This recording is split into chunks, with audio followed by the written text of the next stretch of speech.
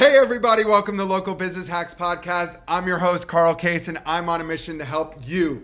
Every week, we're going to be talking to local business owners and experts to get their best tips, tricks, and hacks to grow your business. This show is designed to teach you, inspire you, and motivate you to take massive action and start to build your future-proof business. Whether you're just starting off or you're taking your existing business to the next level, this episode is for you. So let's get started. Hey, local business hackers. I'm your host, Carl Case, Director of Global Business Development at Referrizer, joined today by Adam Geisler, co-founder and CEO of Youth Athletes United. Adam, welcome to Local Business Hacks. Thanks, Carl. Excited to be here. Let's man. So obviously you don't become this overnight sensation. Talk to me about your journey to get here. It's a really good question. I was thinking about that. And listen, for me, I think back to my childhood and growing up in Texas where sports defined you. And I think in such a good way to some extent, right? Like I think a lot of my friends, a lot of the personalities and traits that I've developed over the years and in life have benefited me from sports. But I also didn't have a lot of learnings on the fundamentals of sports, right? You were kind of thrown into, you were as good as your talent or hopefully whatever parent volunteer could give you, that's kind of where your talent led you. And I was probably just good enough and bad enough to get to junior varsity basketball and make it there, but also get cut in 11th grade. And I thought my life was over. I thought it was just the absolute end of everything.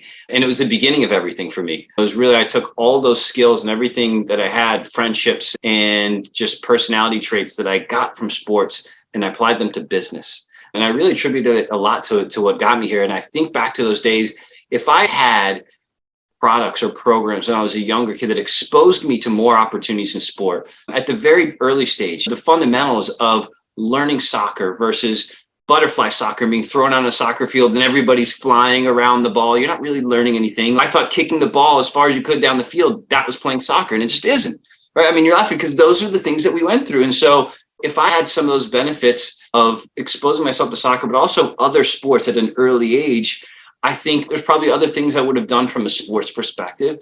And I would probably had different enjoyment levels, same experience outcome, but I love lacrosse. Lacrosse wasn't something I even got to experience as a kid. Baseball, I chose soccer and basketball, so I wasn't really exposed to baseball much at an early stage in my life. And so when I think back to where I am today and where I got to today, I feel like all my life experiences led me here, right? Like you can say the world works in funny ways, but I had an opportunity to acquire a business called Super Soccer Stars. It was founded in Manhattan 22 years ago. I went through it as a consumer first with both of my kids. And I took what's an interesting path is, and I apologize for digressing, but I always wanted to be an entrepreneur, right? I loved athletics, loved sports, but I was always driven to be an entrepreneur. But I didn't have the ability to necessarily start something from zero.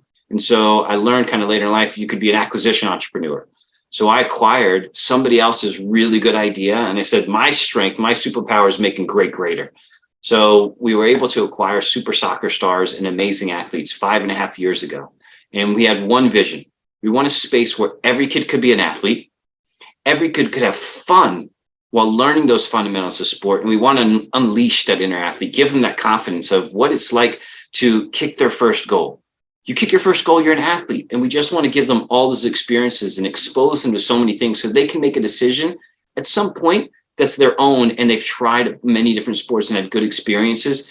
And it isn't about who's going to be the next great elite athlete. It's who's going to be the next great person. Can we create these healthy habits in an early stage? And so that was the original vision of this thing.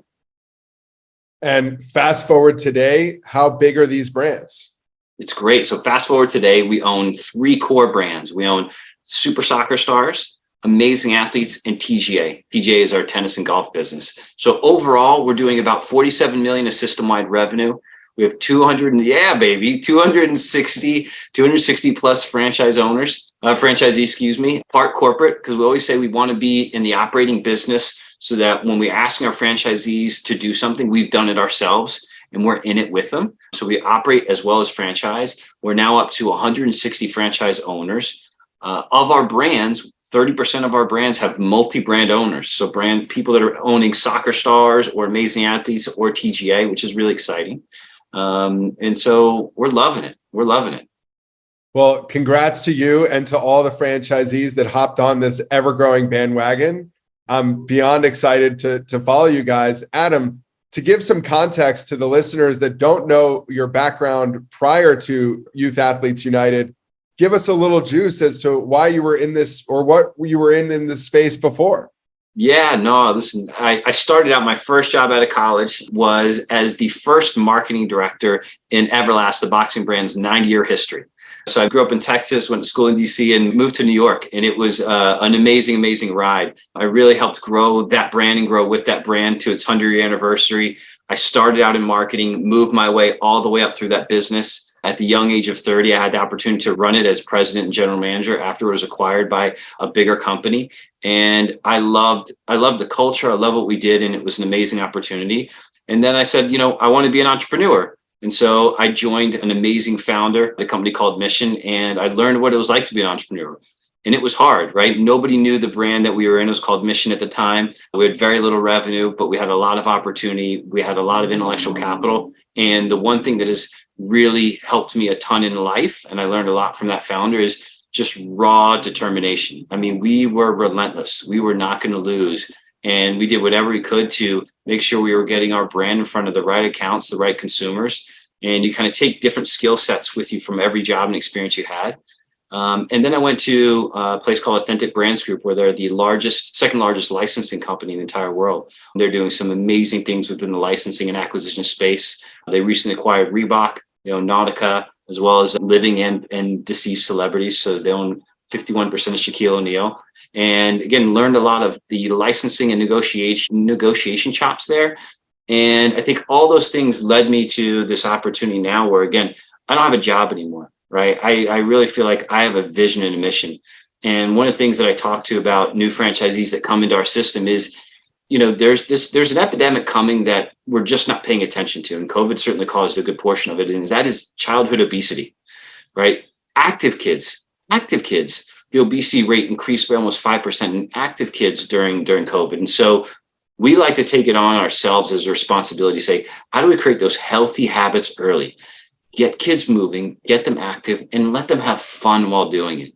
So that is kind of our bigger overall vision and mission. And that's, for me, that's what I believe, like all these different paths in life have led me to here. And that's what I want to do. I just want to impact, and I want more people that want to share that vision and mission with me. So far, we've got 160 people as franchisees. We have over 100 employees, and we're all rowing in the same boat. I mean, we're on the same team, and we love it. It's so exciting to be on the other side of the journey. Adam, how can people get involved with Youth Athletes United? Yeah. So listen, we're franchising all three of our brands. We say, come to our website, youthathletesunited.com, and go through our franchise profile, go through our process, learn about us. What I will tell you is any person in the franchise space that's interested in youth sports enrichment, you can go investigate all the different brands. I will tell you 9 times out of 10, they will end with us. And the reason being is because it's not about confidence, it's about what we deliver. Right? We are giving you so much intellectual capital. We're invested in, we have an amazing team with people who have been with us for 15, 20 years who just love what we do and want to impart it onto more people. We're investing very heavily in technology and resources because the biggest thing that we want is we want more multi-unit owners. We want people who want to scale, doing what they love, impacting kids, and making good money doing it. And so we invest very heavily on technology with some really interesting proprietary platforms, whether they're staffing, coach apps, and a few others. And the biggest reason being is we always say, we want you to have more green time and less screen time, right? We want you out there with the kids, out there with the customer, out there with the schools. We don't want you sitting behind a computer and typing keys. And if you're doing that, well, that's on us. Hold us accountable. By the way, we want to be held accountable, and we'll continue to work to make it better because we got to get you out there. That's awesome. Youthathletesunited.com. People, check it out. So before we get into your hacks, I got to ask you, 22 years, you said Soccer Stars has been around, and now you're starting to franchise. What on earth got you to make that change? Yeah, I mean, listen, when we acquired Super Soccer Stars, they've been operating in 13 states, 24 markets. And when we first took over 5 years ago, we said the first thing we should do is just learn. Let's listen, learn, see what's working, what isn't working, what are the opportunities. And what we learned is that there was a lot of opportunity in those operating territories, but then we got to a point where we kind of capped at scale, right? For us to continue to grow them and also go into other operating territories, it's just very hard to do in a remote business when you have that many employees, that many coaches. So we took a step back and said, well, we own a franchise brand and amazing athletes. We have a system and it's scaled and it's working. Let's take all the intellectual capital, everything we have, this great brand that we've built that was founded in Manhattan 22 years ago. Few brands get to really boast that. And let's give it to the rest of the country. And so we launched in October of last year. We've signed over 21 franchise units with amazing owners. 60% of them are multi-unit owners coming in with great stories, a lot of husband and wife teams, a lot of people that have been in the financial world or various industries where they said, I want to do something that I love and give back to the community. That's first and foremost. If that's your why and that's what you want to do and you have real passion for that and you want to make money, that becomes your second point. It's a great place for us to be. And the unit economics for Soccer Stars are really strong. And so that's where we said there's a big opportunity, and it's been phenomenal and really exciting to watch the growth of it. Awesome. So Adam, taking a transition into why we're here in the first place, our local business hacks. I can imagine being the president of Everlast and then walking into now the largest emerging youth athlete program. You got some pretty cool tools in your toolkit. So tell me some of these stories that taught you those tools and what are they? Yeah, so I was thinking a lot about this. I think the really interesting for me is how I got here, independent of the work experiences. I sometimes will joke about myself that I'll be like a human LinkedIn, but I'm very connected to people, but I network like crazy, right? I network like crazy. Yeah. And if I could tell anybody that it's literally the only reason I'm here. And so how I got here is when I was at Everlast, my former CFO, who's now on our board 15 years later, which is very serendipitous, said, there's this private equity guy I want you to meet. I just think you guys are very connected. You have very similar personality traits. And so we met at this little coffee shop. I remember exactly where it was. And we met every single year, the same date, every single year. It was in June for 10 years. For 10 years, every single day. And I always learned my way through private equity. I didn't know much about private equity. I didn't know much about the financing, what they did. And I learned my way through, and I would just constantly network, not knowing where I was going. I just know if I found enough people, sometimes it would just lead me down the right path.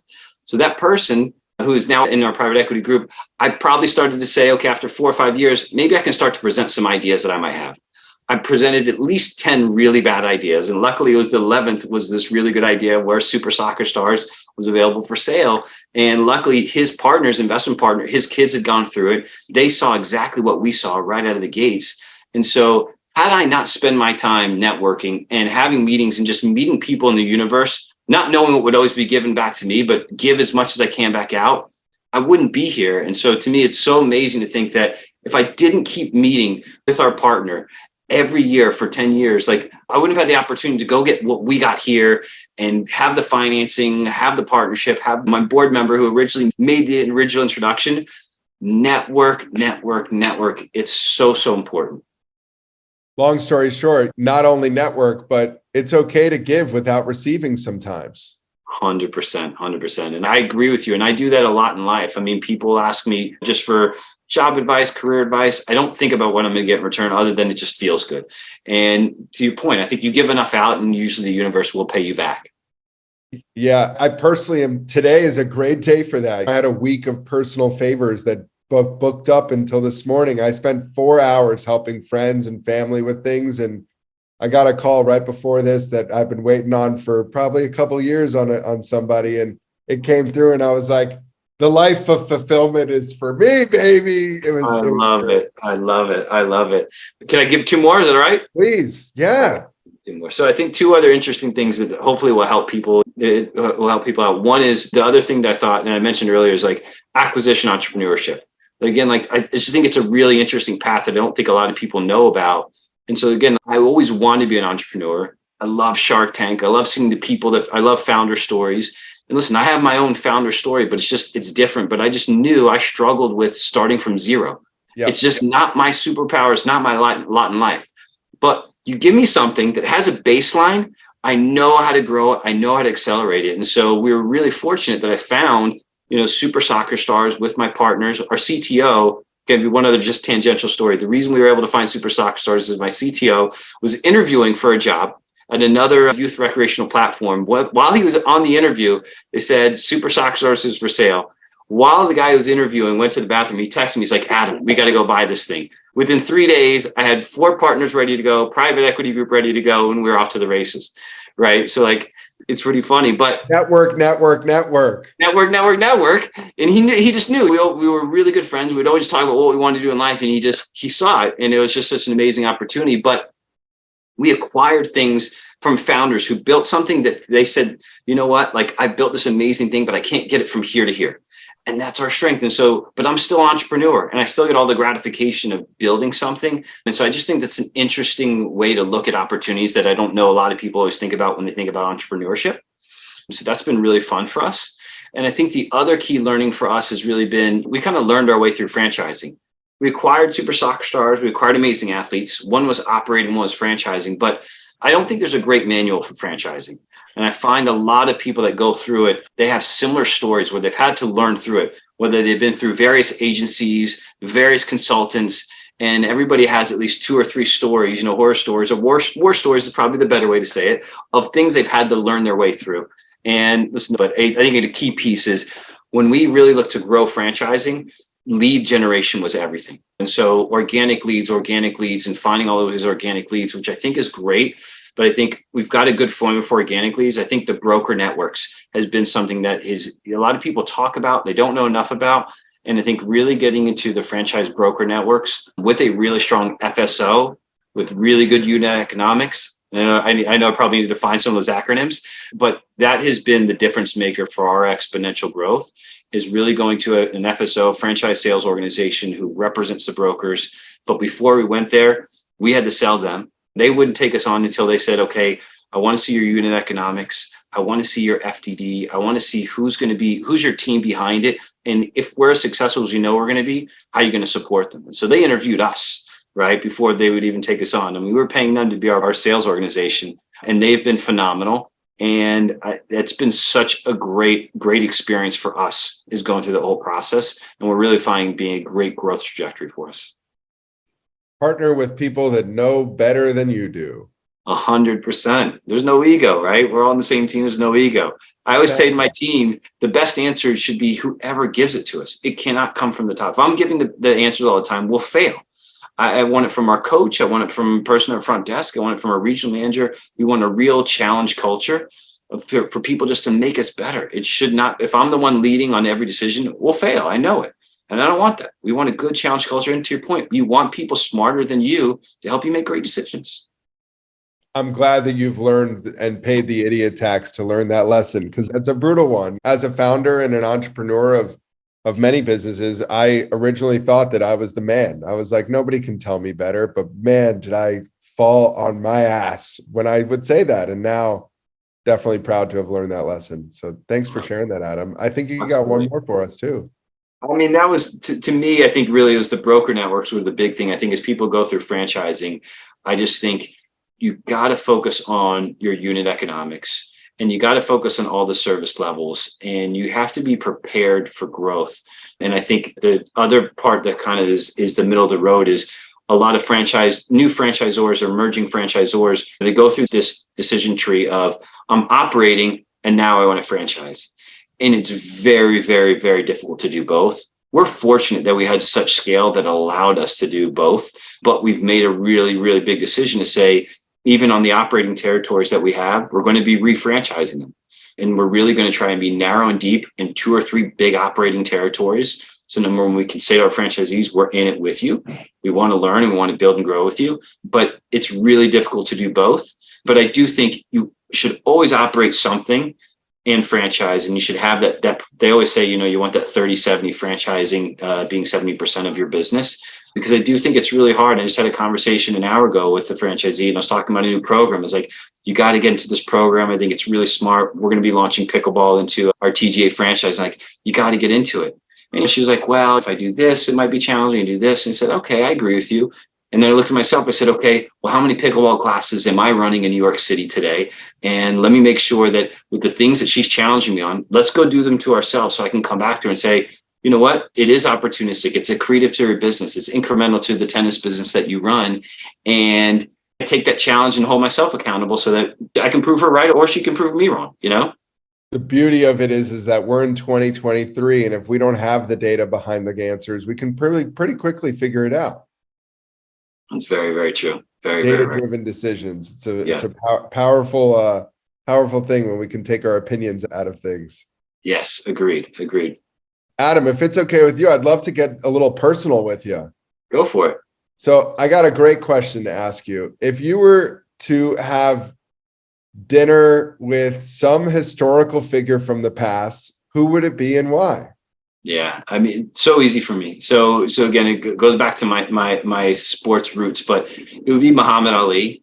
I think it certainly was my roots in boxing, but like, I just think about how ahead of his time he was, and just a free thinker, a poet, a marketer, an entrepreneur, but also such an advocate for social justice. And he didn't care about the repercussions, and the repercussions were not great to him.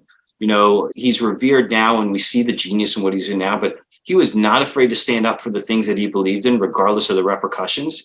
And I just think you spend an hour with that guy in life and you will just learn so much from such a great visionary. I love everything about him, and that's who I'd want to spend time with. That's what an answer. If you get a +1, hit me up. I'd love to join you. I think you're a pretty humble guy considering where you came from and where you are now.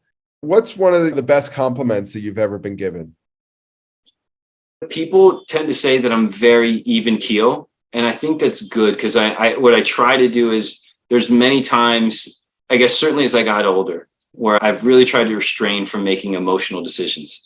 If I have a challenge on something with somebody or something, sometimes I'll write the email and not send it. Sometimes I'll write it down. Usually I'll wait till the next day on something, which drives some of the people I work with crazy, but I like to really internalize it and make non-emotional decisions.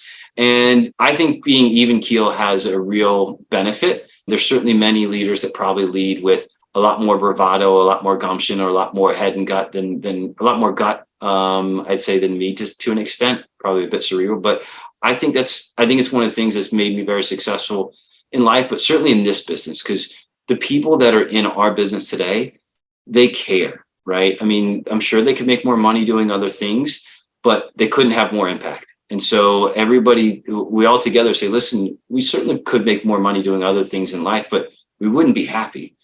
We love what we do. This is about family and it's about impact. And so I think it's led me to a good opportunity to have awesome people that share the vision and that want to work with me, and I want to work with them. Like, I love the people I work with. And I think it has to go both ways. If I weren't fun to be around, or if I weren't a good leader, they wouldn't want to be around me. And I want to make sure I exude those traits because I want to be around them. I can't do this without them, and I want them on my team, and I'm the better for it. They're awesome. Amazing. We definitely share that over here at Referrizer. Our founder's title is Chief Energizing Officer. I love it. I love it. It's like tracks alike. I love it. It's awesome. Adam, I got a good one for you. So if you were to recommend a couple podcasts that you're currently listening to or have in the past, what would they be? So I'm kind of like an industry nerd, I think. I love listening to more industry podcasts. I enjoy actually Wolf of Franchises. I think it's a really, really good podcast. I enjoy his point of view of both franchisee and franchisor. And every single time I listen to it, I just enjoy it and I learn something from it. And I'm a big fan of How I Built This. And I love origin stories. I love hearing about entrepreneurs, about where they started, where they've come from. Everybody's got such a different journey. And I feel like when I listen to those things, it's always hitting me at some point in life where I'm pulling out some bit of information that applies to me. And I love that. Sweet. Adam, who are the most influential people in your life and why? Most influential people in my life. I mean, listen, I think you always have to say your parents. I mean, I was very, very fortunate I was raised with a lot of opportunity. Not that I was wealthy, but I did not have to worry about money. My parents gave me all the opportunities in life. Whatever school I wanted to go to, they made sure that they were going to be investing in me and in that school and what I did. And so I wouldn't be here if it weren't for my parents. They've just given me great opportunities. Listen, I truly believe your life partner is very important. I think my wife she keeps me grounded. She keeps me on the straight and narrow, and she makes sure that I prioritize the right things in life, my family, her, and the right business opportunities. And she's an amazing partner, and family is what does it for me. That's amazing. I love that. Adam, I want to thank you from our listeners all over the globe and our team over here at Referrizer for coming on and telling us both your personal and your entrepreneurship journey. For everybody that wants to connect with you, what's the best way to do that? Yeah. So go to youthathletesunited.com. Again, all of our brands, all information is there. I think for us and me, follow me on LinkedIn, Adam Geisler on LinkedIn. I like to be the brand advocate, make sure that everybody knows how we're treating our system, our franchisees. So follow me there. And listen, we're looking for great people to join our franchise family and people that will make us better, share our vision, and we welcome all. Thanks, Adam. We'll see you soon. Thanks, Carl. Thank you so much. That's it for this week's episode. I hope you found it helpful. Be sure to head over to our site, local-business-hacks.com, to check out the show notes and send me questions or ideas for future episodes. If you want to grow your business, just like the people you've heard from here, follow Local Business Hacks Podcast and tune in for new tips, tricks, and tactics. Until next time, thanks for listening and keep hacking.